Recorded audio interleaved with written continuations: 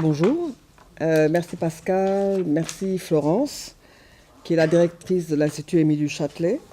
Merci à toute l'équipe pour l'immense honneur qui m'est fait de partager quelques étapes de mon parcours scientifique avec le public ici présent, composé de collègues, de quelques membres d'associations et de ma famille que j'ai convoquée, pratiquement famille et amis, que j'ai littéralement convoquée ici.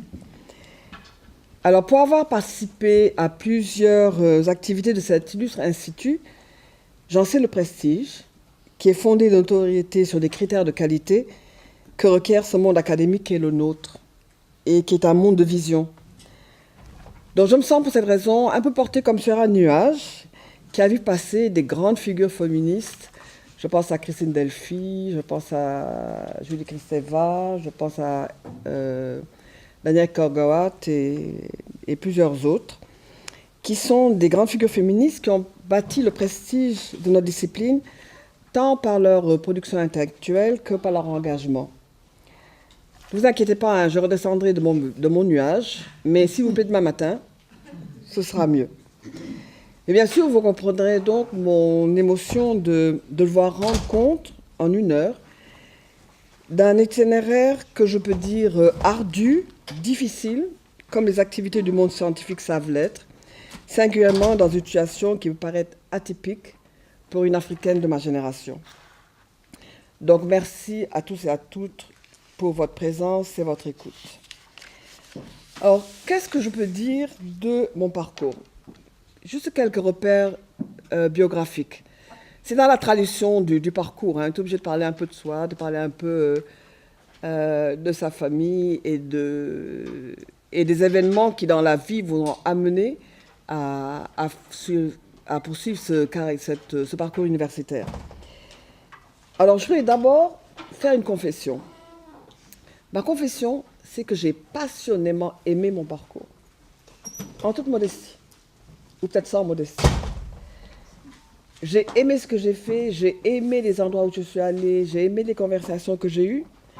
Et ce parcours qui a été tantôt confortable, c'est pour ça que je suis restée, mais de temps en temps très rugueux, bumpy road, comme disent mes amies américaines, je les ai appréciés à tous les moments, je pense.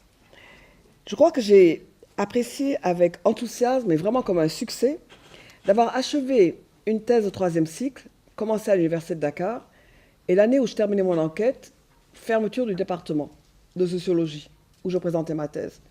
Donc obligé d'arrêter, me demandant si j'allais finir par être docteur en sociologie ou pas. Alors c'est ce qui a, donc dans des conditions rapides et drastiques, extrêmement compliquées, sur lesquelles je ne reviendrai pas, j'ai fini par obtenir une inscription à la Sorbonne, dans une Sorbonne qui est dans l'après-mai, parce que je me suis inscrite en novembre 68, mais c'était juste l'après-mai, une Sorbonne sans dessus-dessous, en panique morale et politique. Donc personne pour lire mes travaux pendant que j'écrivais ma thèse. Une fois quand même, j'ai eu un atelier où j'ai pu présenter mes travaux, où on a un peu discuté, mais finalement, travaillant toute seule. Et en plus, le secrétaire de mon institut, parce que je travaillais déjà à l'Université de Dakar, j'ai envoyé mon manuscrit écrit à la main, parce que je ne savais pas taper à la machine. Je l'ai envoyé par la poste à Dakar, même pas recommandé, je ne savais pas que ça pouvait se faire. Donc, pas de copie ni rien. Et là-bas, la secrétaire du département le tapait sur des stencils, le faisait relire par une de mes sœurs qui était là, l'imprimait et me l'a renvoyé à Paris. Je ne sais pas si vous imaginez combien j'ai eu la chance, ça a pris quand même presque un an, combien j'ai eu la chance, donc ça j'estime que c'est un succès, même si la thèse est certainement peut-être moyenne, ça j'avoue que j'étais très très heureuse.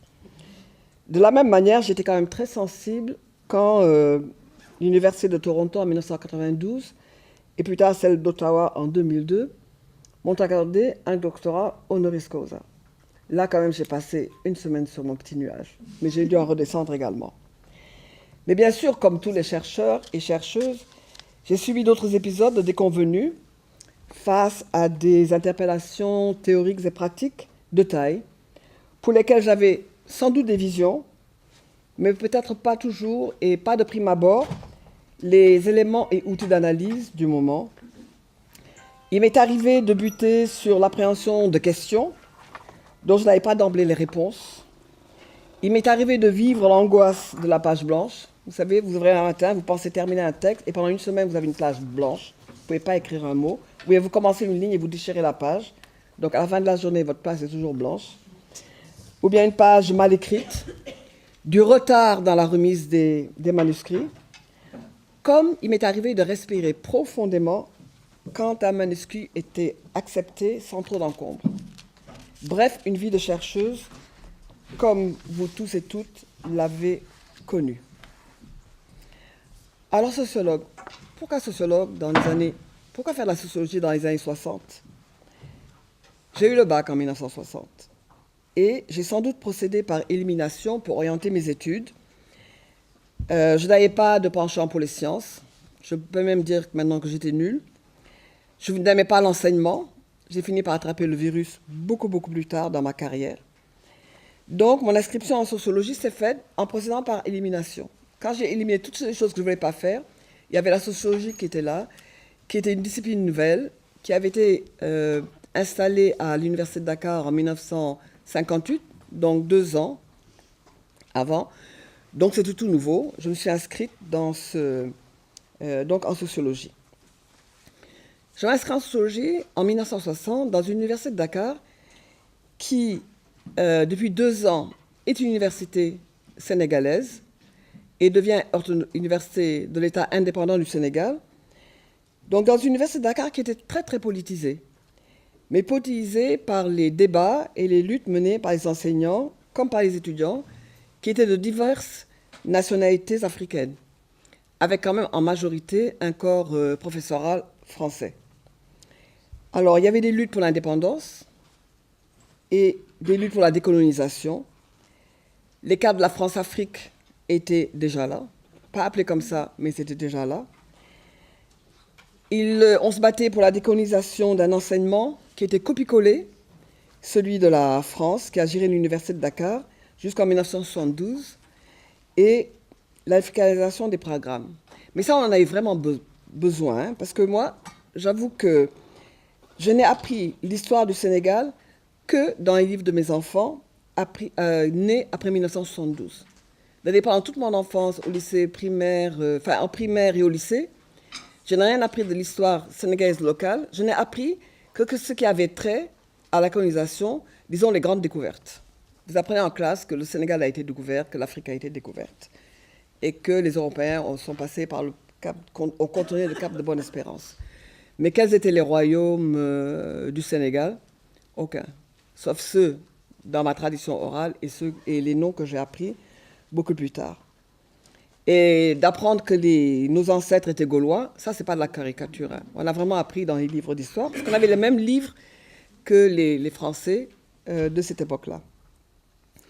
Et bien sûr, il y avait toutes les revendications syndicales pour l'africanisation du corps enseignant à l'époque. Alors bien sûr, d'où l'orientation des enseignements et des travaux de recherche. Le développement reste un cadre rigide. Moi, j'ai fait la sociologie de développement, de l'économie du développement, quand d'autres étudiants ont fait des thèmes toujours autour du développement. Et moi, mon époque, c'est l'époque de ces sociétés africaines, il faut bien qu'elles se mettent à changer. Donc, c'était l'époque des changements sociaux, Social Change, de Talcott Parsons, que j'ai appris par cœur, comme tout le monde, à l'époque. Donc, tout ça était vraiment des thèmes majeurs.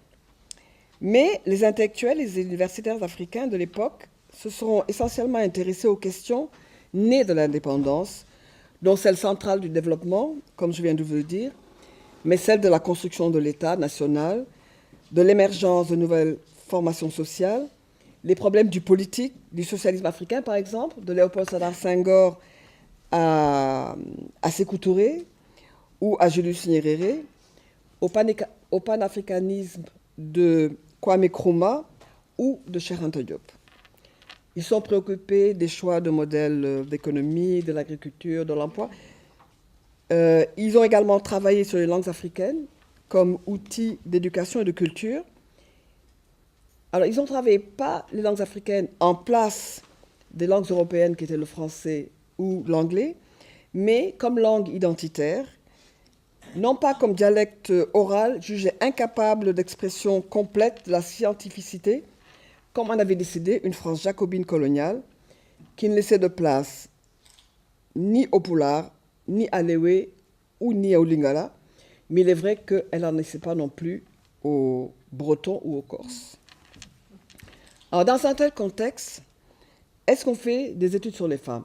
Non. On ne fait pas d'études sur les femmes. En fait, on tourne autour des questions qui sont proposées et qui sont autour des questions de développement. C'est pour ça qu'on aura 20 ans plus tard genre et développement. Mais genre et développement, ça vient de ce que, dans les pays africains, il faut vraiment vous développer.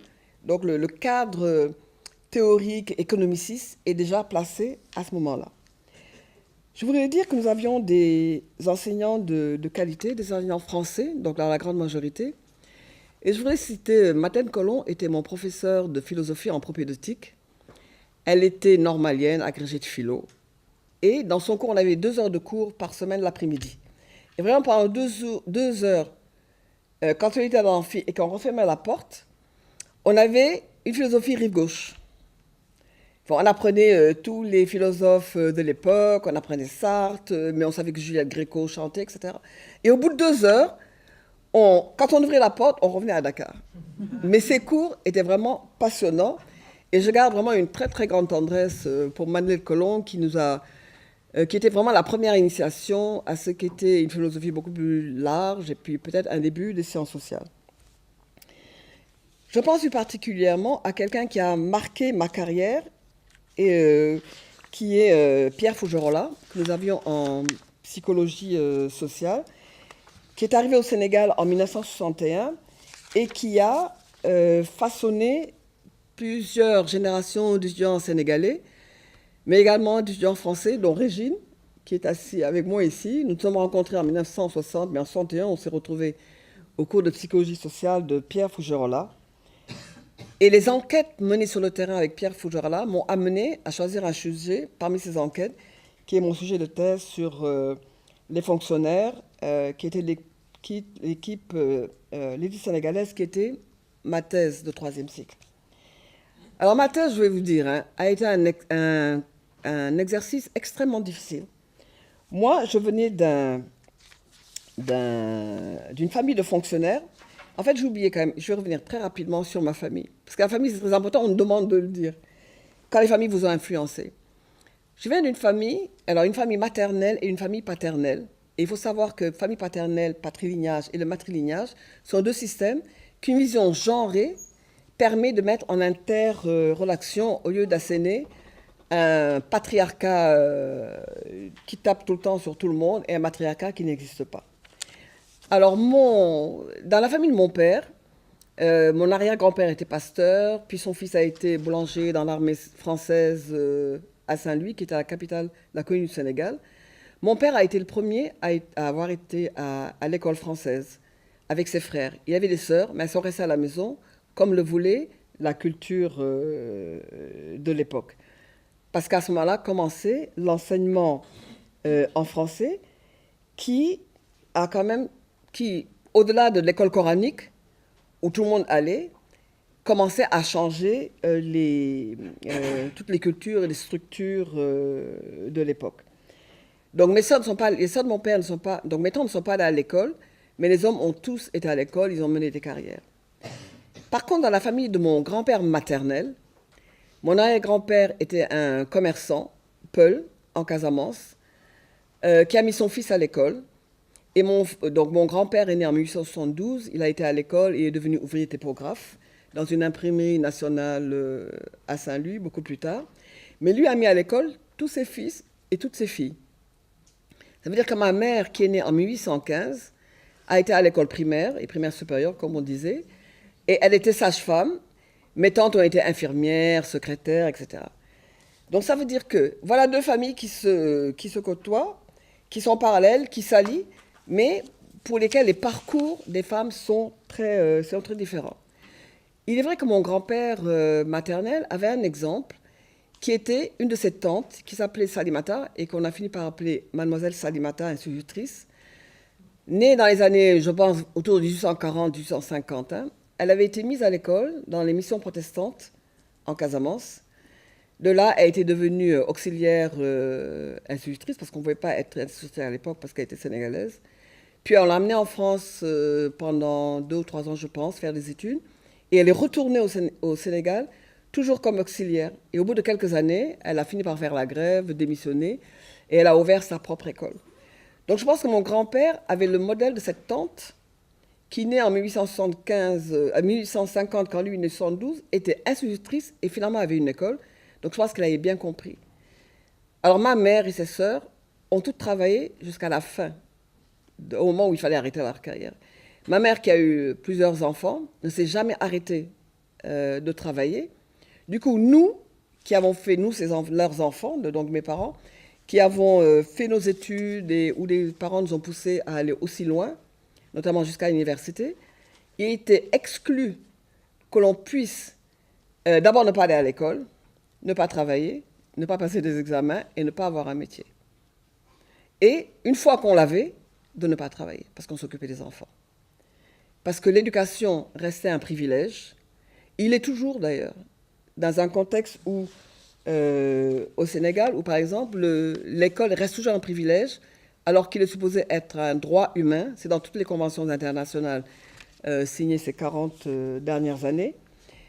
Mais vous savez les conditions de l'école africaine, entre politique d'ajustement structurel, crise politique, mauvaise gestion des ressources humaines et matérielles, connaît d'énormes difficultés. Mais l'école est un privilège, donc on l'a bien compris. Donc alors moi, donc j'ai un père qui sort, qui est pour moi le modèle du fonctionnaire, et c'est vrai à sa manière, il était un modèle. Il n'était pas fonctionnaire, un modèle, mais il était comme un modèle, parce qu'il a fait tout ce que les Français donnaient à l'époque comme études primaires supérieures, comme on disait, c'était certificat d'études plus 2 années d'études, je pense. Après, il est devenu commis d'administration dans les années 30. De 1930 à 1960, il a mené sa carrière de commis en montant les étapes, en grimpant les échelons un à un, pour devenir, vers 1962 ou 1963, je pense, le premier directeur sénégalais d'administration. Donc, quand on me demande de faire une thèse sur l'administration, pour moi, je dis oui, bien sûr, papa a fait ça. Donc, mais c'est quand même une époque où, en même temps, René Dumont publie en 1961 L'Afrique noire est mal partie. Il faisait de cette équipe, de cette élite de fonctionnaires, et ça, je suis obligée de le lire, une bourgeoisie de type niveau que Karl Marx n'avait pas prévu. Une bourgeoisie de la fonction publique qui arriverait peut-être à faire regretter cette vieille bourgeoisie d'Europe occidentale à qui nous avons adressé tant de reproches. Voilà ce que disait René Dumont 5 ans avant que je ne commence ma thèse. Et bien sûr, Frantz Fanon, dans les Damnés de la Terre, publié en 1961, bien sûr, tombe à bras raccourcis sur cette bourgeoisie, de même que toute la gauche chrétienne, parce qu'il y avait une gauche chrétienne, et où la gauche socialiste parisienne de l'époque était tout aussi critique. Alors faire une thèse en disant mais oui, mais bien sûr qu'ils sont là, mais on a besoin de fonctionnaires, on a besoin de décoloniser, donc on a besoin que les Africains montent. Le faire quand on dit qu'ils sont tous corrompus, c'était quand même extrêmement difficile. Mais je crois que ce que je dois à Pierre Fougeorla, c'est non seulement de m'avoir guidé dans ma carrière, mais de m'avoir fait entrer au CNRS en 1966. C'était pas facile, hein, mais ça faisait partie de la carrière, parce que rappelez-vous, l'université de Dakar continuait d'être gérée par la France. Vous savez, l'université de Dakar a été créée en 1900, ce qu'on appelait l'école des hautes études, a été créée en 1950 à Dakar, et ça rassemblait tous les instituts universitaires qui étaient là. Il y avait une école de médecine qui datait de 1918, il y avait une école, il y avait l'IFAN, l'Institut français d'Afrique noire, qui datait de 1936. Donc plein de petites institutions de formation qu'on a fini par regrouper en 1950 en école des hautes études, qui devient en 1957 Université de Dakar, au moment de la loi cadre. Vous savez, la loi cadre arrive en 1956, où les colonies africaines reçoivent, soit accordé un statut d'autonomie, et l'indépendance arrive en 1960. Mais les Français, il y a plein de choses qu'ils ont continué à gérer. Ils ont géré l'armée, ils ont géré l'économie, mais ils ont également géré l'université, et ce jusqu'en 1972. Toute personne nommée à l'Université de Dakar comme enseignant était nommée par une institution placée à Bordeaux, parce que l'Université de Dakar relevait de l'académie de Bordeaux. Je voudrais quand même dire juste un mot sur Pierre Faujarla, parce que j'ai toujours beaucoup d'émotions quand je parle de lui. Pierre Faujarla avait une très forte personnalité. C'était un professeur extraordinaire, vraiment. Et Pierre Ansart écrit en 2008 à sa mort en disant « Il a été porté par un exceptionnel talent d'expression et de communication. Les étudiants et jeunes chercheurs qui se pressaient à ses cours, donc en France, cherchaient ses conseils, trouvaient toujours auprès de lui un art permanent de l'écoute et du dialogue. Il y fallait plus que les savoirs cumulés et la soif de comprendre, plus que l'art de l'écriture et des synthèses stimulantes, l'alliance exceptionnelle de la richesse intellectuelle, de la générosité du cœur, servie par la passion de tout ce qui est humain. » Donc, je l'ai relu récemment et je voulais vraiment le dire parce qu'il avait cette qualité-là. Je dois bien sûr également dire que quand je suis arrivée à Paris en 1978, j'ai été accueillie au laboratoire CEDET par Catherine Kokri-Vodrovic, qui, bien qu'historienne, mais travaillant sur les femmes en Afrique, m'a accueillie dans son laboratoire, ainsi que Sonia Dayan, qui m'a dirigée, dans mon habitation, a dirigé de recherche, presque 25 ans après que je me sois inscrite à une thèse d'État en 1971. Vous savez, vous vous inscrivez en disant « je vais le faire ». Mais entre-temps, j'ai rempli mon autre carrière, qui est une carrière familiale, c'est-à-dire épouse d'un chercheur et mère de famille, qui m'a permis de remplir mon contrat social vis-à-vis de ma société, mais c'était bien quand même. Et donc quand j'arrive avec Sonia, je m'habilite à l'habilitation à diriger des recherches, parce que du coup les structures ont changé. Alors j'avais une angoisse. Comme ça faisait 30 ans que j'aurais dû faire cette thèse d'État, je me disais, mon Dieu, je vais avoir un ou une directeur ou directrice de recherche qui aura au moins 20 ans de moins que moi. Sonia a eu la décence d'avoir 1 an de plus que moi. Juste 1 an de plus que moi. Alors j'en ai profondément remercié en disant, écoute, merci. Mais du coup, on s'est très bien entendus parce qu'on était contemporaines, on avait vécu un peu les mêmes choses. On avait toutes les deux la même passion pour Pierre Faujarla, qui avait été... Pierre Faujarla avait été son directeur à Paris 7 et c'est elle qui l'a remplacé quand elle a pris sa retraite. Et j'avoue que j'ai été très heureuse quand elle m'a demandé de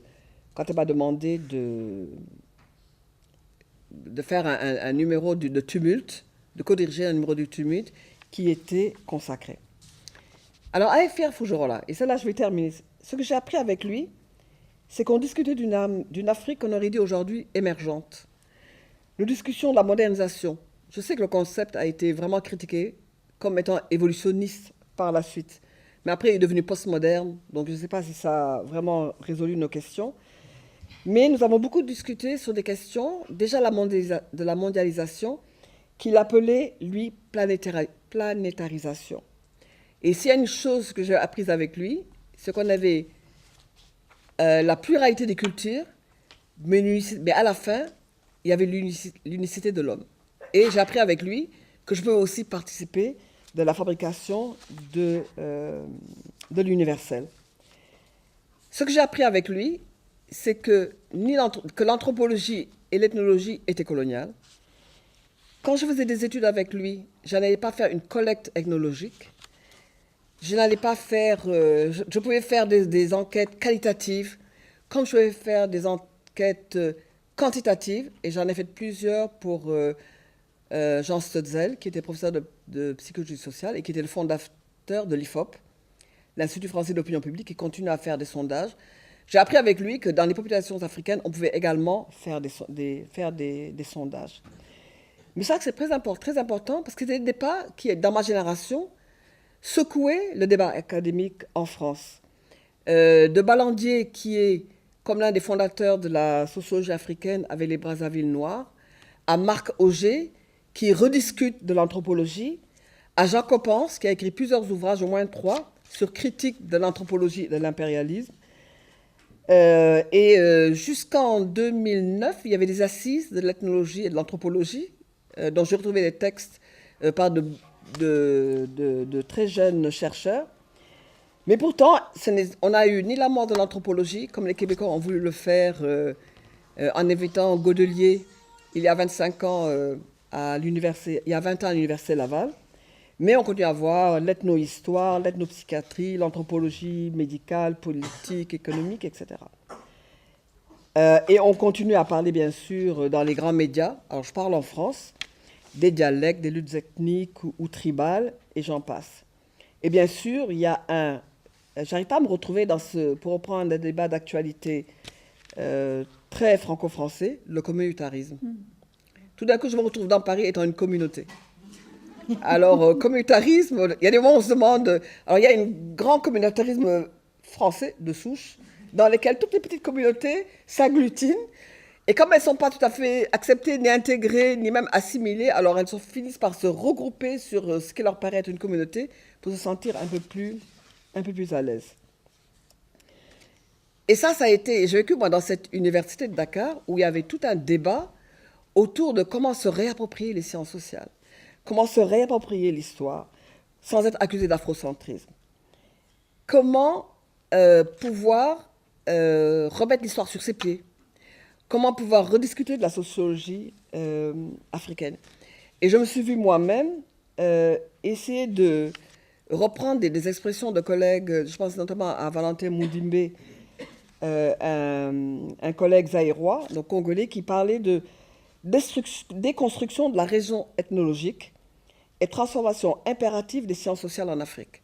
Pour qu'enfin on puisse recentrer et les concepts et le langage, sans rejeter tout le reste, hein, parce que je pense que nous apportions à cette science, à ces sciences de l'universel, mais comment se réapproprier des outils.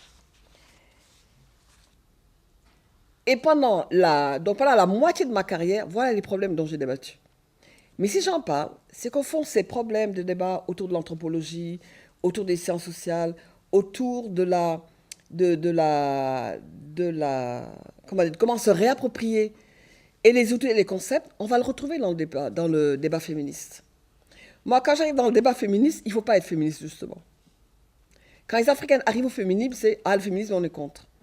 Mais elles sont contre, comme l'ont été je prends le féminisme nord-américain, qui a été celui qui a été le plus proéminent, qui s'est transformé en Women's Studies, qui est venu dans le terrain académique beaucoup plus vite que les autres féminismes en Europe ou en France, par exemple. On a étudié une théorie féministe contestée par les Nord-américaines, qui ont fait du black feminism, mais par toutes les autres women of color, comme elles se sont appelées, hispaniques et autres, qui, avec l'intersectionnalité de Kimberly Crenshaw ou d'autres femmes bien avant elle, avec Audre Lorde par exemple, je donne juste quelques noms, hein, sans entrer dans ce débat-là, ont opposé le féminisme, leur vision du féminisme, contre ce féminisme occidental qui, par exemple, disait aux femmes, il nous faut aller travailler. Et elle disait, mais nous avons toujours travaillé, nous avons travaillé dans vos champs de coton, nous avons travaillé chez vous à nous occuper de vos enfants, et vous nous demandez de travailler pour nous libérer. Donc il y avait autour des droits des femmes, il y avait tout un débat qui était là. Donc moi, c'est dans ce contexte-là que j'arrive. Et j'arrive dans ce contexte en ayant quand même fait des études sociologiques sur les femmes. Parce que progressivement, on commence à discuter sur les femmes. Et l'un des premiers déclics, ça a été la conférence des Nations Unies pour les femmes. Vous ne pouvez pas vous imaginer ce que cette décennie qui a commencé à Mexico en 1975 et qui s'est terminée à Beijing en 1995, donc 2 décennies, et qu'on n'arrive pas à renouveler parce qu'on a peur que si la conférence revient, tous les acquis que les femmes ont obtenus, comme le droit à l'avortement, le droit à la contraception, l'orientation sexuelle, par exemple, je donne juste des exemples qui sont vraiment les plus critiques, que tout le monde a bien envie de voir les femmes revenir dans l'ordre, elles ont peur qu'on ne renégocie les droits. Alors le Qatar a proposé de faire tenir la conférence alors c'est en 2015. Et je ne pense pas que les féministes, hein, quelle que soit leur origine dans le monde, soient prêtes à aller au Qatar pour le réorganiser. Mais ça a été la décennie des Nations Unies a poussé et les États, et les universités, et les institutions de coopération latérale, bilatérale, multilatérale, à financer des recherches sur les femmes. C'est comme ça que j'ai mené des enquêtes pour le ministère de la Femme.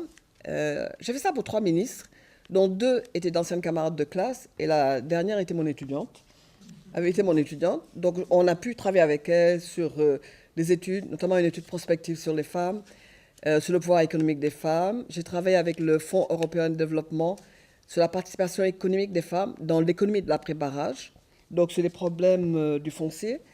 Et j'avoue que j'étais très très contente de participer avec la direction de la statistique à un texte sur les Sénégalaises en chiffres. Combien il y a de femmes au Sénégal, combien font-elles d'enfants, combien meurent en couche, combien sont médecins, combien sont... Ça avait été commencé par la directrice de la statistique qui était une femme mais n'avait pas le temps parce qu'elle gérait toute son institution. Elle nous a donné ces chiffres et nous a permis de faire ce travail qui était très très utile. Donc ça, c'était une première incitation. Parce que les conférences amènent des gens. J'ai eu la chance d'assister à la conférence de Nairobi, puis à celle de Beijing en 1985, où là quand même, ce qui a été d'extraordinaire, c'est de voir toutes les associations africaines, asiatiques, alors françaises, américaines, européennes, disons, se réunir et se battre autour d'idées et voir les Africaines quand même prendre la parole pour la première fois, surtout à Copenhague et puis à Nairobi, parce que ça se passait donc en Afrique, et à dire leurs problèmes. Et surtout fixer leurs priorités. En Afrique, en même temps, des associations se créent. Ce n'est pas dans l'académie, mais c'est des associations qui se créent. On retrouve des chercheurs et des femmes des associations. Je pense à l'AFARD, qui est l'Association pour les femmes africaines pour la recherche et le développement, qui s'est créée littéralement après la conférence en 1976 à Wellesley College, de la première grande conférence sur les femmes et le développement. Vous savez, tout ce qui a donné lieu à la théorie WIN, Women in Development. Il y a eu une très grande conférence avec les ténors du féminisme américain, anthropologues, pratiquement toutes, qui travaillaient sur le tiers-monde, l'Afrique, l'Asie et l'Amérique latine. Et beaucoup d'entre elles travaillaient sur l'Afrique, avec très très peu d'Africaines, une poignée d'Africaines, mais qui avaient quand même été sélectionnées. Il y avait Fatima Mernissi, la sociologue marocaine que vous devez connaître, hein, parce qu'elle a énormément publié sur les femmes, notamment les femmes et l'islam. Il y avait des Kenyanes comme Achola Pala, Philomena Sedi, qui étaient des universitaires, et Marie-Angélique Savané, qui finalement a créé l'association à Dakar, parce que les Africaines, quand elles ont vu qu'il n'y avait que des Européennes, que des Américaines, donc alors, on ne disait pas blanchisées à l'époque, hein, mais femmes blanches, qui prenaient la parole sur le tiers-monde et sur quels étaient nos problèmes, ont claqué la porte, ça fait un scandale terrible. Un an après, elles se réunissent à Dakar et on fonde l'association. Mais l'association ne pouvait pas être créée au Maroc. Le roi du Maroc n'aurait pas permis. Et Fatima a dit non, si je le fais, on me met en prison. Ne pouvait pas être créée en Amérique parce qu'elle voulait quitter. Toutes ces femmes étaient des doctorantes, étaient en train de terminer leur doctorat, commençaient à enseigner. Ne voulaient pas le faire en Amérique. Donc elles l'ont fait à Dakar. Et quand on est venu à Dakar quand même, on a mis à la porte toutes les Européennes qui voulaient venir. C'était notre revanche. Vous voulez en être? Vous n'en serez pas. Vous travaillez sur l'Afrique, c'est votre problème? Dehors. C'est ce qu'on avait dit. Ça a pris 10 ans. Ça a pris 10 ans à le reconstruire. Et aujourd'hui, je pense quand même les liens sont beaucoup plus souples, disons. Et la collaboration plus facile. Il y a eu un second événement en 1983 qui est la tenue à l'université de Dakar d'une réunion féministe. Alors c'est vraiment la première à laquelle j'assistais, qui était vraiment féministe, tenue par Hawa Thiam, qui avait... Hawa Thiam avait publié La parole aux négresses, que certains d'entre vous peut-être connaissent, Et son ouvrage avait été préfacé par Benoît Groult. Oh, scandale. Vendu au féminisme occidental. Alors, elle dénonçait toutes les oppressions que vivent les femmes, l'excision, la polygamie, l'infériorisation des femmes, etc. Tout y est.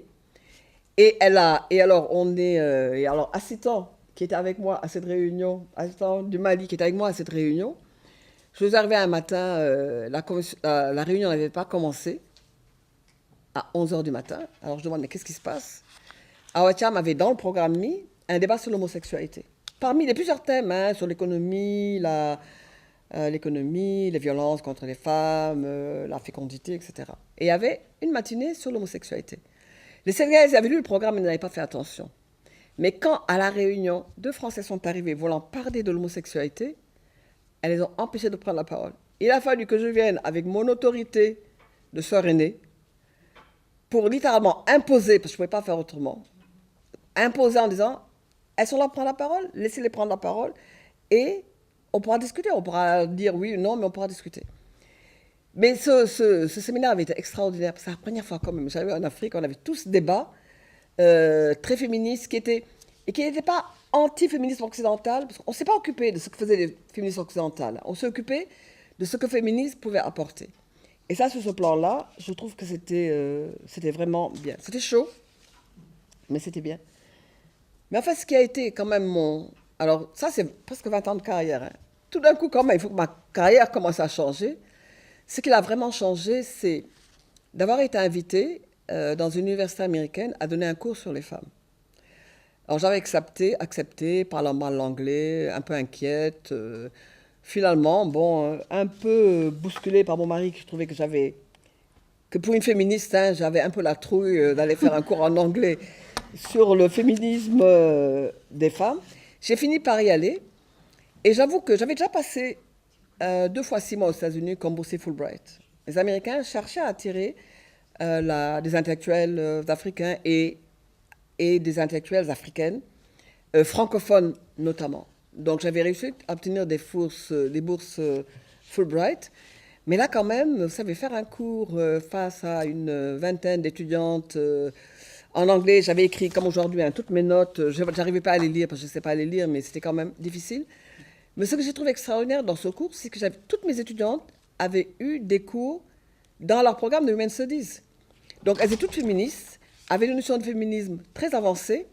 Alors moi, j'arrivais avec mon discours, que je trouvais féministe aussi, mais je pense qu'il n'était pas assez, où elles m'ont fait redécomposer la famille, les relations hommes-femmes, la polygamie, elles m'ont fait tout redécomposer et j'ai dû remettre à réfléchir sur des situations qui me paraissaient normales, banales. Et ça, sur ce plan-là, j'avoue que j'ai vraiment énormément acquis à lire la littérature, mais surtout j'ai beaucoup acquis à savoir que ça pouvait être interdisciplinaire, qu'on pouvait faire un cours et passer un examen. Donc je rentre chez moi en disant, voilà, moi je veux faire un cours sur le féminisme. Total, je ne l'ai pas eu, mais comme mes collègues avaient à peu près mon âge, n'ont pas osé me refuser un cours, ils m'ont dit, bon d'accord, tu fais un cours sur les femmes dans la culture africaine, ils ont accepté, mais ils m'ont fait faire un cours le samedi matin, de 9h à midi, un cours sans examen, parce que j'ai eu des géographes, des historiens. Chacun m'a envoyé ses étudiants, mais ils m'ont dit, mais tu sais, ça ne peut pas faire un diplôme, ça. Comment on met dans un certificat d'histoire, c'est un certificat de géographie. Mais ça, moi, j'avais fait pour l'exercice. Mais heureusement que dans mon cours, où j'avais quand même aussi une trentaine d'étudiants, j'avais 7 ou 8 étudiantes américaines qui, elles, vraiment m'ont servi d'écho. C'est-à-dire, quand je faisais un débat et que mes étudiants sénégalais me disaient, ah, madame, vous encore, il y avait une américaine qui était là pour dire, oui, mais tu sais... on dit que Alors, parce que les hommes disaient, oui, madame, mais nous sommes plus forts, madame, nous avons des muscles. Vous avez vu les muscles des Sahéliens? Ils ont des muscles comme ça. Et elle disait, mais tu as vu un éléphant? Tu as vu la baleine? La baleine est plus lourde qu'un homme, et pourtant un homme ne dirige pas. Une baleine ne veut pas diriger les hommes. Donc, c'est sûr que j'avais des débats, et elles m'ont vraiment permis. Mais ça n'a pas duré. Au bout de 6 mois, je n'ai pas eu le courage de renouveler l'année d'après, parce que, disons à peu près 1 mois avant la fin du cours, ils sont tous partis. Alors, je me suis retrouvée avec mes 6 étudiantes américaines. Mais c'est sympa, parce qu'on a beaucoup bavardé. Et puis, quand même, elles ont eu un devoir, ce qui était bien. On a eu un examen. je pouvais dire que j'avais fait un cours. Et puis quand 2 ou 3 ans après, on m'a proposé, avec l'ouverture avec l'ouverture du département de sociologie en 1992, on m'a proposé de faire un cours de sociologie de la famille. Alors j'ai dit, bon, d'accord. Alors j'ai mis sociologie de la famille et des rapports sociaux de sexe. Alors au bout d'une semaine, c'est devenu SOC-Femme. Sociologie de la famille, c'est devenu SOC-Femme. Et quand j'ai dit à mon collègue, au chef de département, en lui disant, mais écoute, sociologie de la famille, il me dit, mais il n'y a pas de place pour mettre sociologie de la famille. Donc c'est resté SOC-Femme. Mais ce qui était intéressant, c'est qu'avec mes étudiants, j'ai vraiment discuté. Alors là également, une trentaine d'étudiants, 7 ou 8 filles, la majorité des garçons, tout à fait prêts à en découdre avec moi, mais ils ne savaient pas que j'étais tenace, coriace. Donc les hommes étaient très agressifs, mes étudiantes souvent très très timides. Et parler de sexualité en termes crus, ça a été assez difficile, mais c'était bien. C'était bien. Je pense que ça. Alors après cela, j'ai voulu alors faire maintenant en me disant, bon, ça fait une dizaine d'années vraiment que j'enseigne. Donc en 2000, j'ai proposé un cours à l'université en disant, voilà, je veux faire un programme, pas un institut, je veux faire un programme sur les femmes.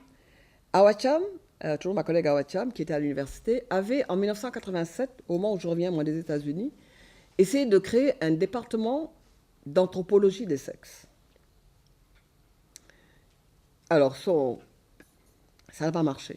Alors, Julia m'a dit, oh, tu sais, ils sont tous réactionnaires. Alors, j'ai rencontré le recteur en lui disant, mais pourquoi est-ce qu'on ne peut pas faire un département d'anthropologie? Pourquoi on ne peut pas faire ce programme sur les femmes? Il me dit, mais non, mais elle voulait faire de l'anthropologie des sexes. J'ai dû dire à mon recteur, en lui disant, écoute, je suis désolée, mais ce n'est pas l'anthropologie de la copulation. Alors, du coup, alors, comme vous, il a éclaté, il m'a dit, oh non, non, vous êtes impossibles, vous, les féministes, et il est parti. Donc, on n'a jamais eu de programme sur les femmes. Donc, j'ai envoyé une lettre avec un dossier, j'ai envoyé sur tout le campus. Parce que, vous savez, à l'Université de Dakar, à ce moment-là, c'est ma génération qui était au pouvoir. Le recteur était un peu plus vieux que moi, mais tous les profs qui étaient là, c'était des gens de ma génération.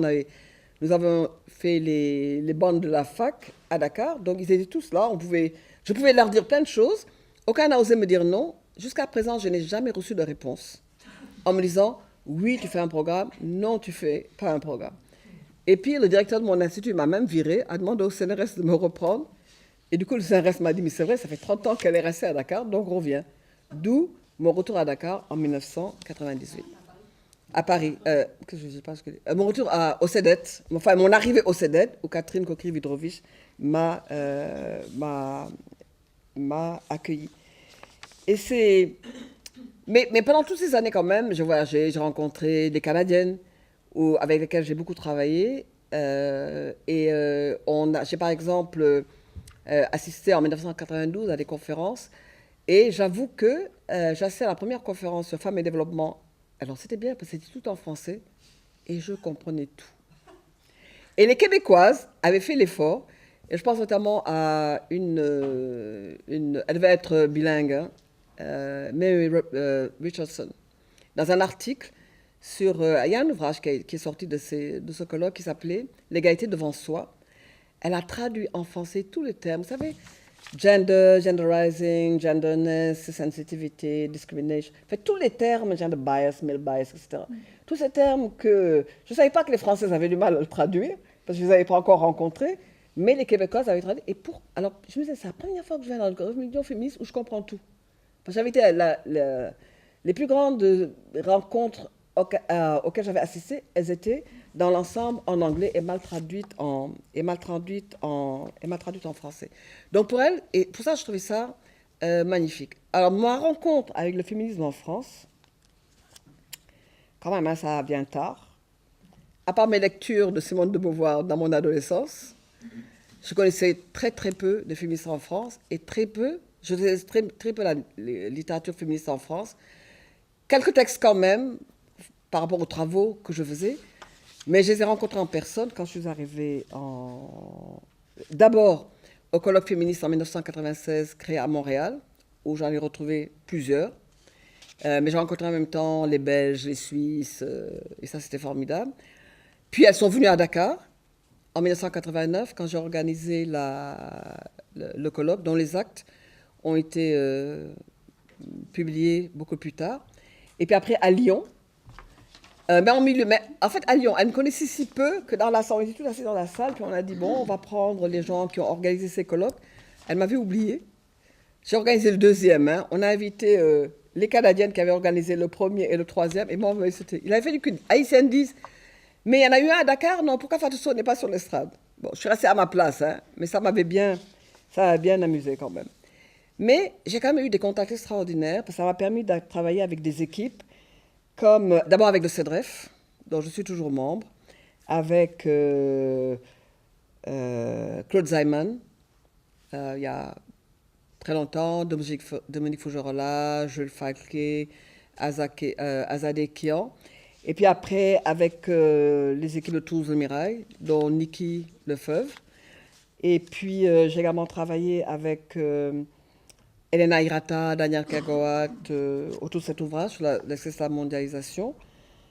Et puis avec Thérèse Loco à l'INED, j'ai participé à cet ouvrage là, qui s'appelle Genre et société en Afrique, implications pour le développement, où j'avais un texte sur la réappropriation des études sur le genre par les féministes africaines. Puis en tant quand même, il y a juste une autre chose que je voulais dire, c'est qu'en même temps, donc, j'ai travaillé avec, alors comme nous étions des femmes du Sud, parce que du coup on était femmes du Sud et femmes du Nord, alors moi comme femme du Sud, j'ai participé, et ça je trouvais que c'était vraiment extrêmement utile, extrêmement intéressant, à un groupe qui s'appelait Dawn. Dawn, c'est le développement avec les femmes pour une nouvelle ère. Et avec vraiment des femmes, des féministes du Sud, comme Peggy Antrobus des Caraïbes, Gita Sen de l'Inde, Sonia Correa du Brésil. Elles avaient créé, justement face au féminisme occidental, elles avaient créé une plateforme à la conférence de Nairobi, d'abord à la conférence de Rio en 1992, sur ce que les femmes du Sud veulent de l'environnement. Puis à Nairobi, sur laquelle était la plateforme, et elles ont un ouvrage qui a été publié, traduit en français d'ailleurs, dans lequel elles mettaient les problèmes que les femmes du Sud rencontraient et quelles étaient leurs priorités et quelles étaient leurs perspectives, qui n'étaient pas celles des femmes du Nord, qui n'étaient pas celles des femmes d'autres continents. Alors, et j'ai bientôt, j'ai encore juste je vais terminer. Alors comment... Alors finalement, avec toutes ces expériences, moi j'arrive riche d'expériences de tous ces gens que j'ai rencontrés, où de temps en temps j'étais un peu à la peine, hein, parce que tout était en anglais, donc il a fallu que j'apprenne. Donc je parle assez bien anglais quand il s'agit des femmes, et puis le reste je ne sais plus. Dans les autres réunions je me tais, parce que je ne veux pas m'aventurer avec un mauvais anglais. Mais ça, quand même, ça a énormément élargi mon horizon de contact, mes priorités, de ma grande Afrique à ce monde de l'Asie que je ne connaissais pas du tout, de l'Amérique latine que je ne connaissais pas du tout, des Caraïbes que je ne connaissais pas du tout. C'est avec Dawn que je suis allée dans ces régions où on a discuté nous avons discuté de nos questions. Donc c'est beaucoup plus tard, comme j'ai dit, que j'arrive en France où je commence à discuter dans un terrain plus connu, mais avec déjà mes bases qui sont les miennes, et je m'enrichis de la base des autres. Alors mon itinéraire est un itinéraire qui a radicalement changé à mi-parcours, mais c'est vraiment à mi-parcours. Et mes diverses expériences, comme je l'ai dit, avec des associations, avec des universités, où j'ai été invitée à enseigner, m'ont permis de construire mon propre discours à partir des perspectives multiples qui m'étaient offertes dans le champ de la réflexion. Je crois qu'à un moment où, parce que les Africaines ont construit leur discours, en opposition d'abord au discours féministe occidental, et se sont reconstruits après. Je sais que on m'avait demandé de faire la critique de l'ouvrage de Elsa Dorlin sur Black Feminism, où elle a relevé des textes et fait des commentaires. Et à un moment, elle dit une phrase. Alors, Black Feminism, il y a toute une réaction des Noirs américaines. Et il faut lire son ouvrage, hein, parce qu'il est très bien fait. Bon, elle écrit bien d'abord. Elle connaît très très bien cette littérature.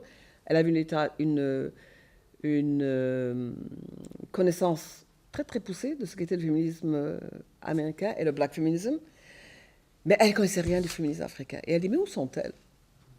Où sont ces féministes africaines? Alors, je lui répondre.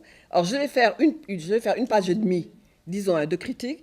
Du coup, j'ai écrit une quinzaine de pages où j'ai raconté qui étaient les féministes africaines, qui étaient les anglophones, parce qu'il faut le dire quand même, hein, le féminisme, il a d'abord poussé dans les universités anglophones, aussi bien en Occident qu'en Afrique et en Asie. C'est beaucoup plus tard, finalement les Françaises arrivent aussi tard que nous sur le terrain de l'enseignement, pas de la recherche, mais de l'enseignement féministe. Et il y a toute une... Je n'ai pas le temps de le développer ici, mais j'ai également fait avec Christine Verschuur, que vous avez vu l'année dernière. Christine Verschuur a écrit plusieurs gros volumes, édité plusieurs gros volumes, sur genre et développement, sur les thèmes, sur qu'est-ce que le genre. Elle a fait avec Jeanne Bizia, elle a fait avec d'autres personnes, notamment Fenech et Réseau, sur genre et mondialisation. Disons qu'elle traite plusieurs questions du genre, le genre autour de plusieurs questions politiques, économiques, mouvements sociaux, etc. Alors elle a son dernier volume, elle a fait un volume avec la revue Tiers-Monde sur les féminismes postcoloniaux et décoloniaux. Donc elle m'a interviewé sur le féminisme africain, où là quand même une fois qu'on a fait l'interview, je me suis assise et j'ai vraiment repris la pensée de toutes les féministes d'anglophones. Je ne suis pas sûre d'avoir fait une bonne synthèse, mais au moins les textes sont là, il y a énormément de choses qui sont faites. Alors bien sûr, alors j'arrête toutes mes expériences j'arrête de me battre contre le féminisme occidental, parce que je trouvais que j'avais plus de temps à perdre. Je me donnais un label universaliste, orgueilleux, mais... Puis surtout, je me suis qualifiée d'africaine à partir de mon imaginaire et ancrée dans mes réalités africaines. Alors, africaine, c'est un concept important pour moi, que je revendique de plus en plus. Parce que j'arrive en France et tout d'un coup, je me retrouve dans des débats où je suis... alors, je suis étiquetée comme catégorie immigrée, infériorisée, racisée et j'en passe. D'où mes débats avec Christine Delphi. Je lui dis, mais arrête de dire que je suis racisée. Tu es racisée aussi. Elle me dit, non, non, non. Toi, tu es racisée parce que tu es opprimée par l'homme blanc. Je dis, mais toi aussi, tu es opprimée par l'homme blanc. Donc, on a ce débat, qui est un débat de sourds, disons. Mais quand même, moi, j'arrive avec mon passé de primitive, colonisée, indigène, négresse, tribalisée, et j'en passe. Alors, c'est sans doute vrai en Occident, hein, on devrait reconceptualiser, mais en même temps, moi, je ne peux pas arriver en Afrique, parce que moi, je ne fais pas de recherche en France, ni en Europe. Je mène mes recherches, alors modestement, seulement au Sénégal, et quand je fais l'Afrique, je fais des synthèses sur les travaux d'autres, comme toutes nous faisons. Je ne peux pas arriver dans mon village africain en disant, bon, vous les femmes racisées, là, où est-ce que vous en êtes? Qu'est-ce qui se passe? Donc ça, c'est important. Et c'est d'autant plus important qu'on a des résistances dans le milieu académique. Nos universités ne sont pas prêtes. Nos hommes intellectuels ne sont pas prêts. Quand en 1992, avec Aïcha Imam et Amina Mama, nous faisons un colloque, elles organisaient un colloque, et elles m'ont invité. Elles étaient anglophones, elles m'ont invité comme la francophone, parce que ça se passait à Dakar, au Codestria. Et les actes du colloque ont été publiés, c'était Engendering African Social Sciences, que j'ai fait traduire en français. J'ai édité la version française sous le titre Sexe, genre et sociologie, engendrer les sciences sociales en Afrique. Bon, les sciences sociales africaines. Alors vous arrivez avec le directeur de l'Institut qui vous finance, qui vous dit, ah, bon, vous avez fait un colloque sur le féminisme? Bon, très bien. Vous pensez que c'est important? D'accord. Et alors, non, il ne le dit pas, hein. Il fait un discours circonstancié que l'une d'entre nous avait écrit. Mais à la fin, quand même, Tandika, qui était un économiste brillant, qui écrivait énormément de choses, à la fin, quand même, il avoue, dans son discours de clôture, il disait, vous savez, hein, quand j'ai ouvert votre colloque il y a 5 jours, j'étais vraiment sceptique, en disant, oh là là, qu'est-ce qu'elles vont faire encore avec les femmes? Elles vont nous amener le féminisme occidental. Et j'étais quand même un peu rassurée, parce qu'il y avait 2 hommes. Il y a 3 hommes qui ont écrit dans le texte.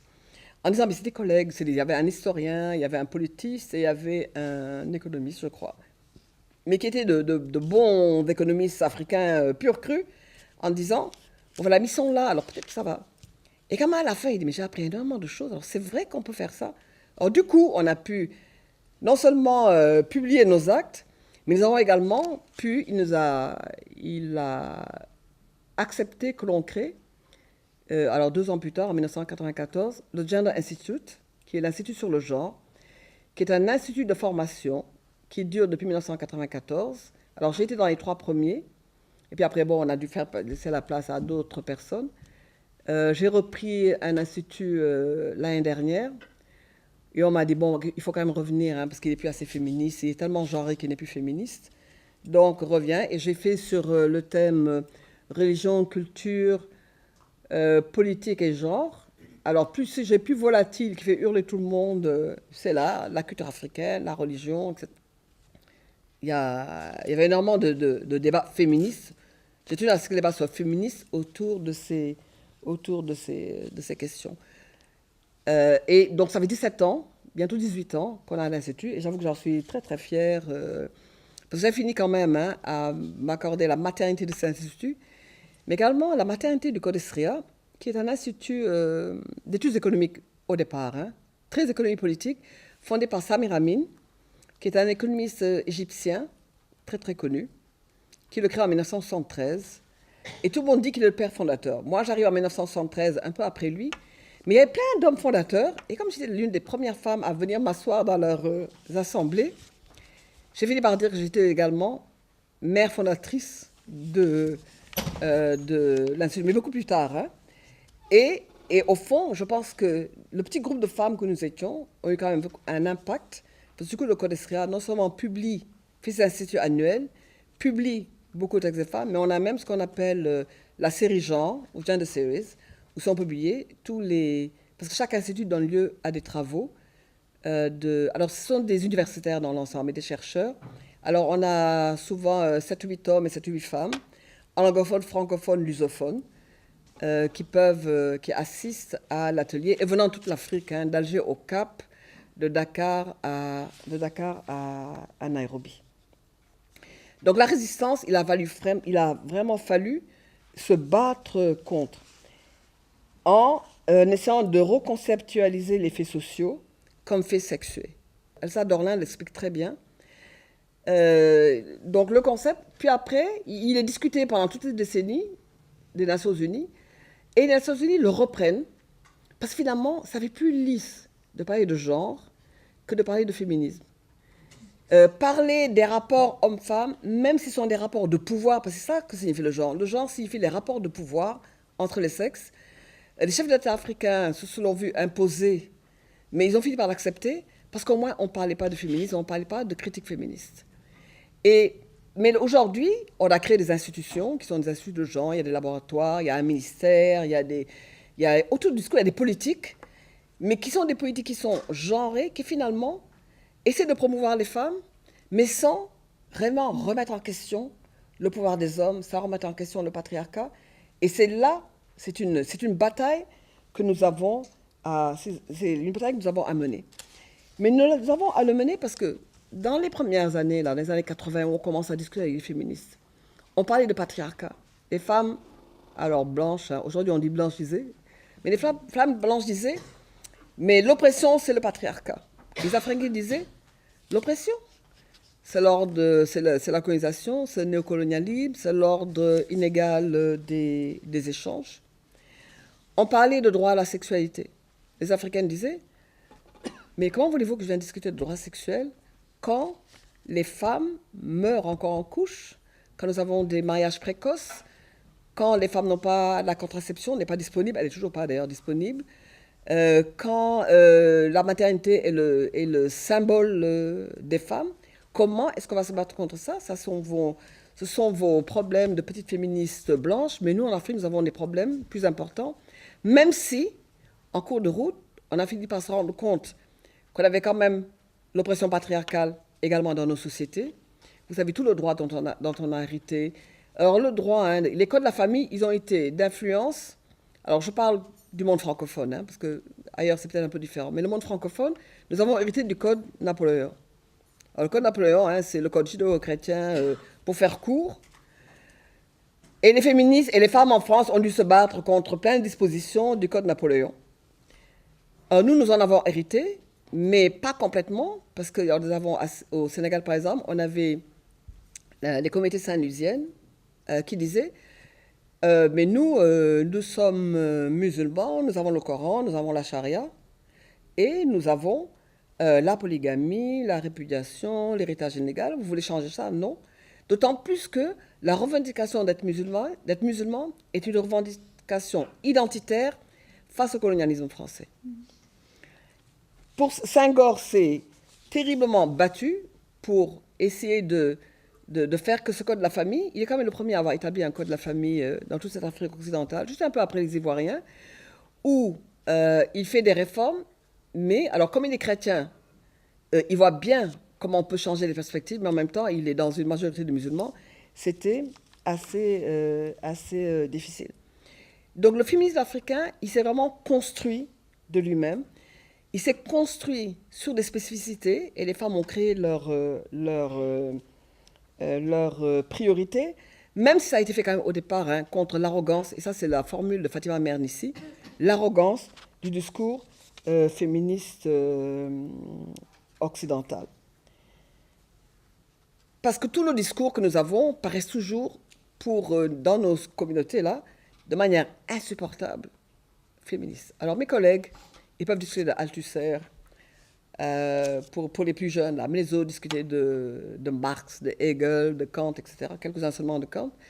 Mais ils pouvaient se référer à des auteurs de la littérature, alors je dis mondiale, mais nous on ne pouvait parler ni de Simone de Beauvoir, ni de tous les écrits autour des femmes, parce que c'était féministe occidental. Quand nous parlions des violences, il y a eu un débat autour des violences que Awatiam avait commencé.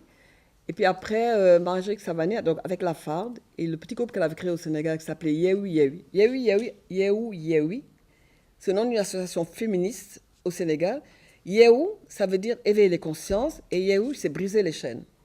Donc c'était vraiment très significatif pour les femmes qui étaient là. Alors on a eu, en 1993, donc ça a pris du temps quand même, la première fois que l'on dénonce une femme meurt battue par son mari. Et donc dans une petite ville, à Saint-Kaola, qui est la deuxième ou troisième ville du Sénégal, elle a 23 ans, elle est en début de grossesse, son mari là-bas, elle meurt. Et le lendemain, on l'enterre. Chez les musulmans, on vous enterre dans les 24 heures. Ce sont ses amis qui ont fait une marche dans la rue après l'enterrement, qui sont allés chez le gouverneur en disant « Elle a été battue, tuée par son mari, et il n'est pas en prison. » Donc, mais pendant qu'elle marchait, les femmes dans le marché, qui étaient assises au marché ou dans la rue, ont suivi. Donc du coup, les associations, les ONG, parce qu'il y en a plein, ont été mises au courant, donc ça a été reporté à la presse, nous avons fait des marches. Mais ça a été un tollé. Et je me souviens, un professeur agrégé d'histoire, professeur titulaire d'histoire à l'université de Dakar, interviewé à la radio, disait « Oui, mais ça, c'est un débat de femmes toubab. » Alors, toubab, c'est les occidentales. C'est un débat de femmes toubab. Mais c'est normal, après tout. Qu'est-ce qu'elle avait fait pour qu'on la batte? Elle avait dû désobéir. Et puis il avait dit, mais de toute façon, ça c'est contre le Coran, parce que le Coran permet que l'on corrige sa femme. D'abord, si elle fait une petite faute avec un fouet grand comme ça, une plus grande là, et puis là, et puis là. Donc à la limite, on pouvait pratiquement la tuer, ça ne posait pas de problème. Et si on le contestait, c'est contre la religion. Ce discours, alors de la part de cet homme qui était quand même le sommet de l'université, on a toutes failli quitter l'université, mais ça a été un débat, mais finalement, on l'a progressivement assimilé. Alors quand après j'arrive et que j'entends Françoise Badinter dire « Oh, mais les études contre la violence en France, c'est un peu exagéré, parce que les féministes, elles en font trop », j'avoue que j'étais quand même passablement choquée. La deuxième grande difficulté que nous avons toujours, c'est de remettre en question les cultures africaines. Parce que la culture africaine, c'est la culture africaine, comme s'il y avait un C majuscule. C'est le cas dans lequel on est, c'est l'identité. Alors, vous savez, c'est comme, vous savez, ici, j'entends hein, ici l'identité nationale, ça je connais. Les traditions chrétiennes de l'Europe, ça je connais aussi. Parce qu'on a eu les mêmes discours à l'époque coloniale contre la colonisation et que l'on reprend de manière récurrente et que l'on reprend aujourd'hui contre les droits des femmes qui sont toujours perçus comme des droits qui ne sont pas évidents.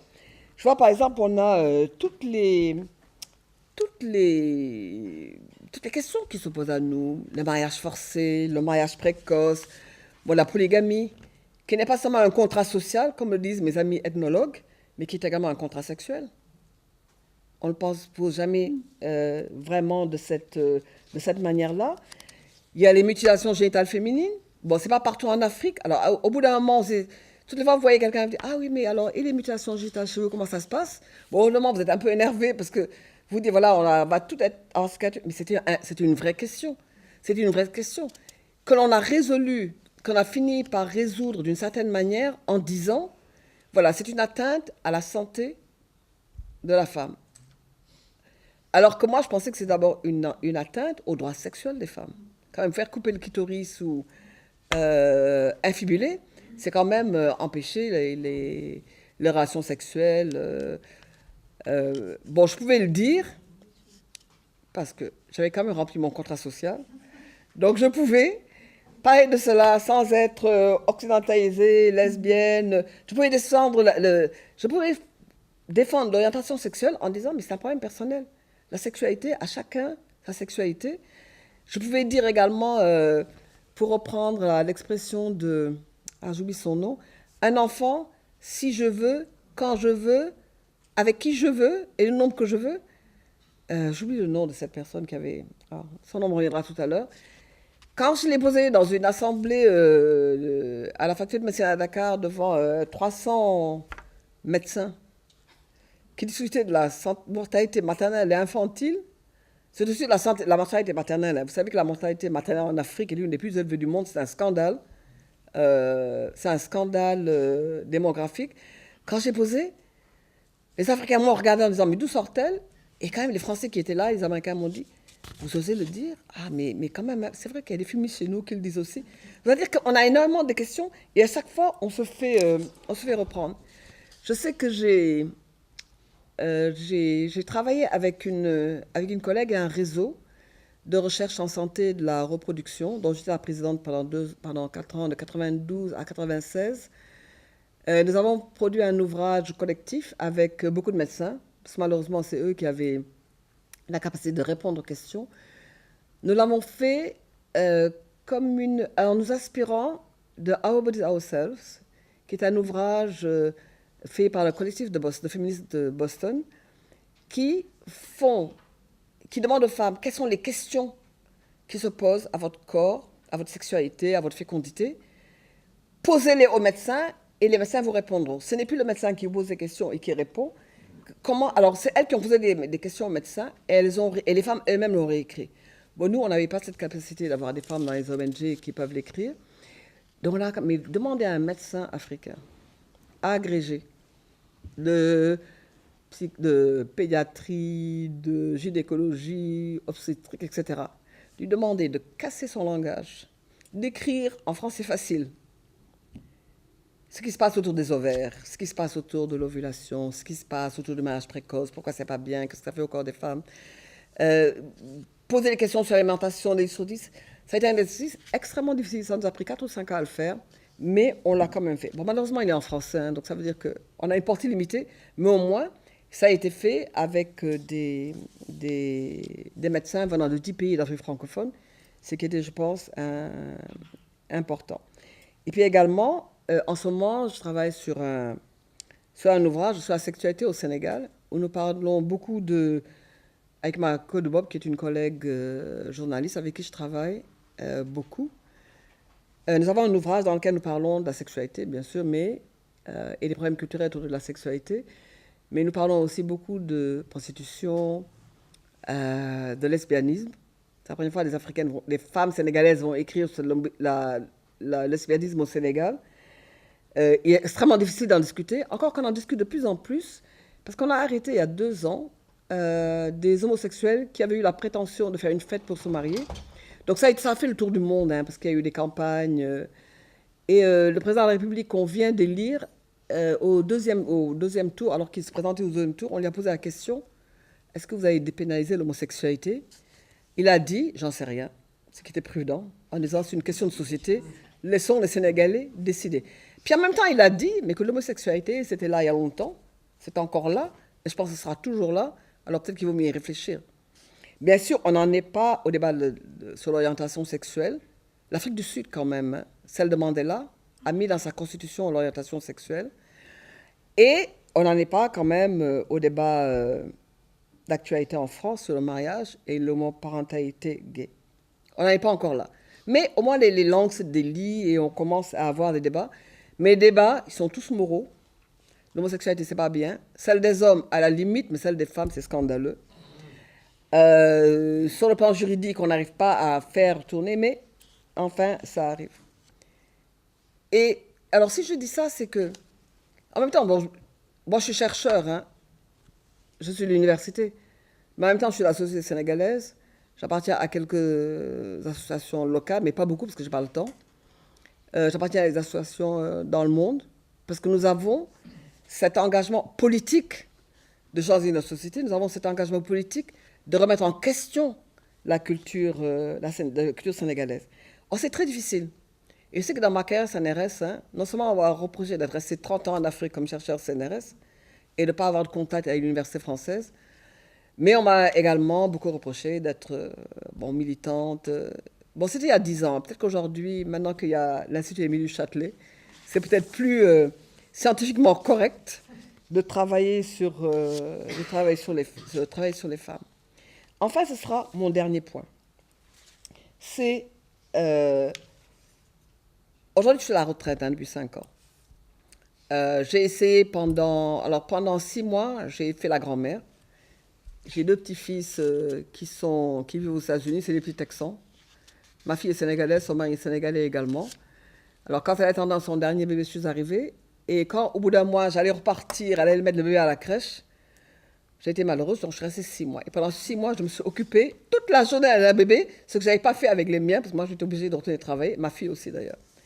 Et puis quand je suis revenue, mes collègues m'ont dit, oh, mais écoute, ce serait peut-être bien qu'on a cette association qui s'appelle Women Living Under Muslim Laws, Femmes vivant sous loi musulmane, qui est une association créée dans les années 84, créée au moment où commence tout l'islam politique dans le Maghreb notamment. Je sais que l'une des fondatrices est une Algérienne.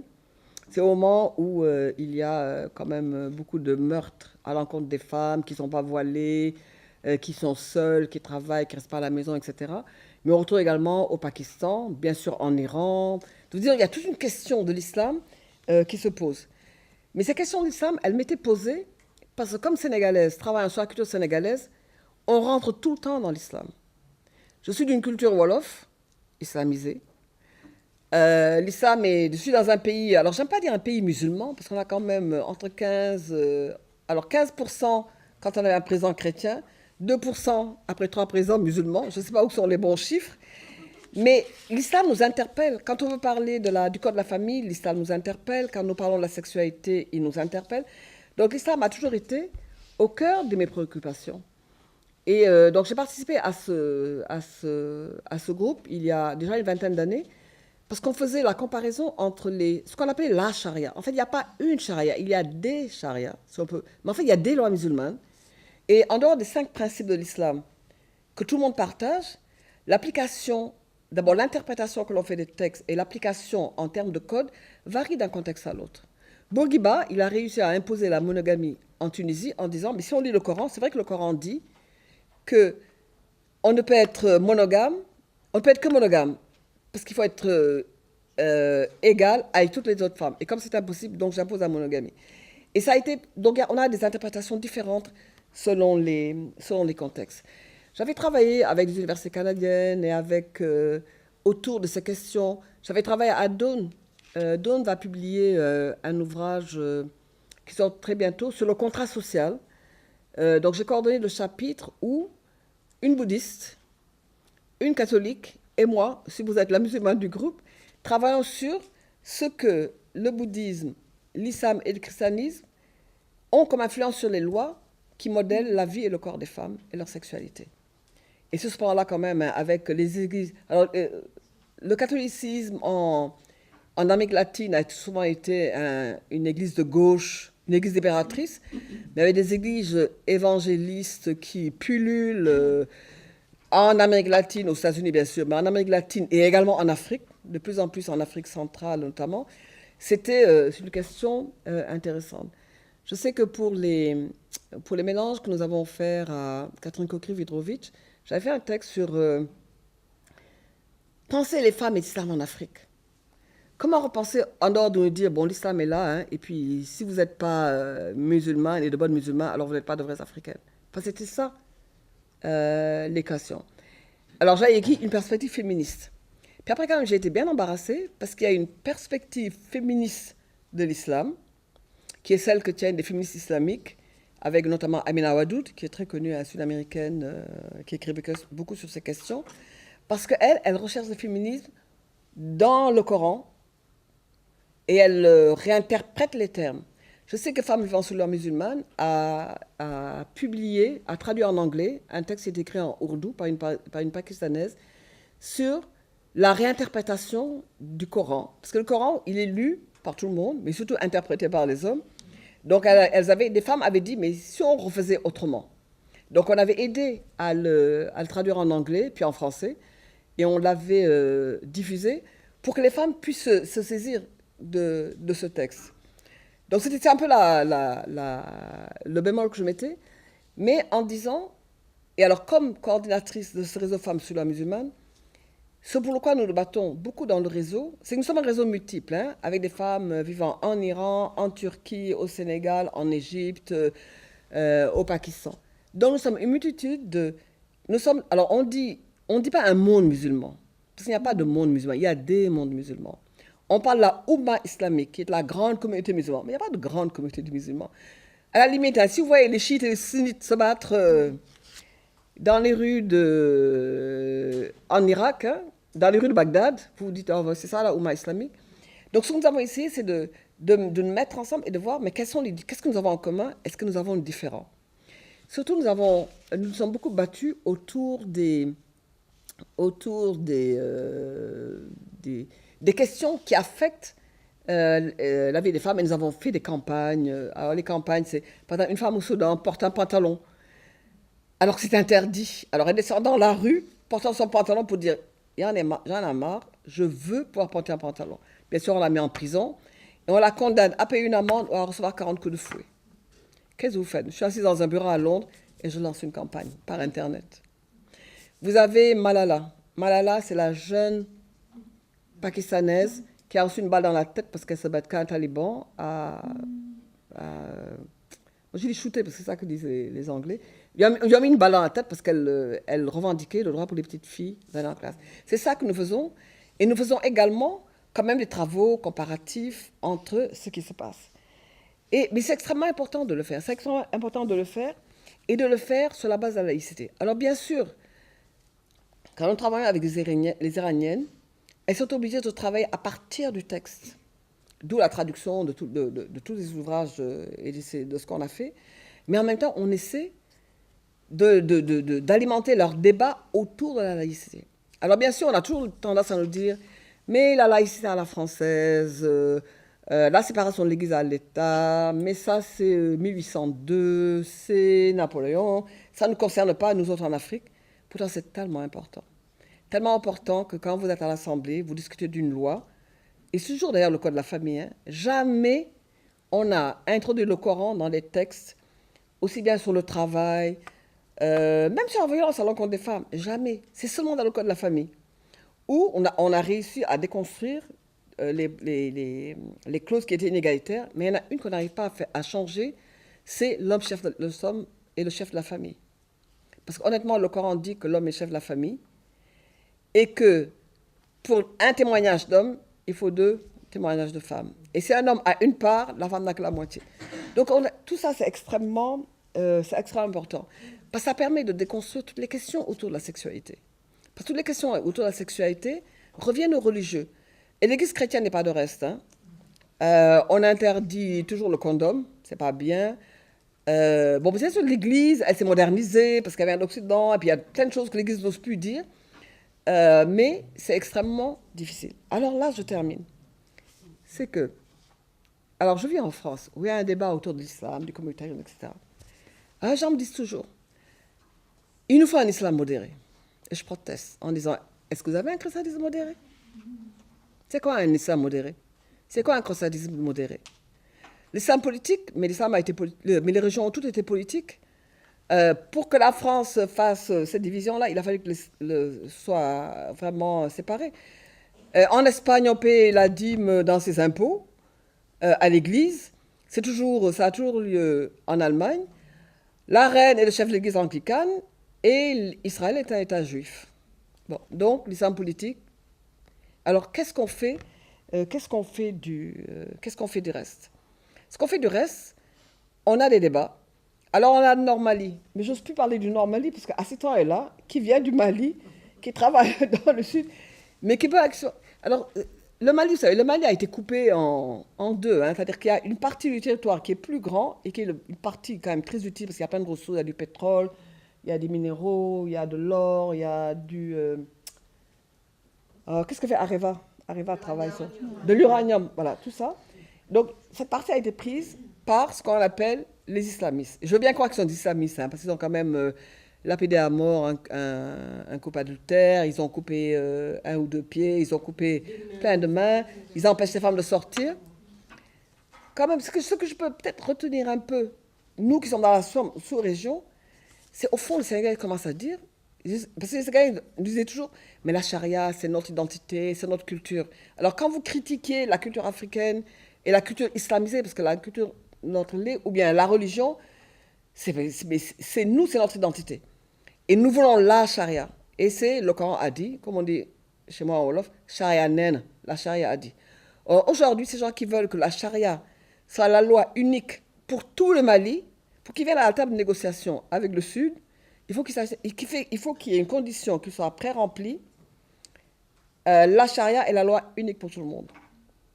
Quand même, les Sénégalais commencent à dire, mais c'est quoi cette charia? Les Maliens commencent à le dire, et tous les gens dans la sous-région commencent à se le dire.